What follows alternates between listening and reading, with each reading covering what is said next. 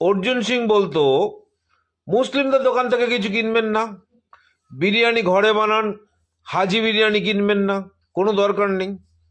এখন ইরান থেকে যে তেল কেনা হচ্ছে, অর্জুন সিং এর বক্তব্যটা কি? এখন মুসলিম কান্ট্রি যদি দয়া না করে তাহলে ভারতবর্ষ শেষ। তোমার ওই বিশ্বগুরু নিমিষের মধ্যে ফুস হয়ে যাবে, 56 ইঞ্চি ছাতি নিমিষের মধ্যে চিপসে যাবে। অপদার্থ একটা লোক যা খুশি তাই বলতেই থাকে, বিরাট আস্ফলন বিরাট আস্ফলন। এদিকে এখন ঘর থেকে বেরোতে পারছে না, খালি ঘরের মধ্যে স্টুডিও বানিয়ে ক্যামেরার সামনে অনেক বড় বড় বুলি, অনেক বড় বড় বুলি। ঘর থেকে বেরো, তুমি তো বিরাট বড় লোক, ঘর থেকে বেরোলে মানুষ তোকে কিস্তি কামড়ে দিচ্ছে, মানুষ তোমাকে তেড়ে যাচ্ছে, তোমার মাকে নোংরা ভাষায় গালি করছে, সেটাও আমরা শুনছি।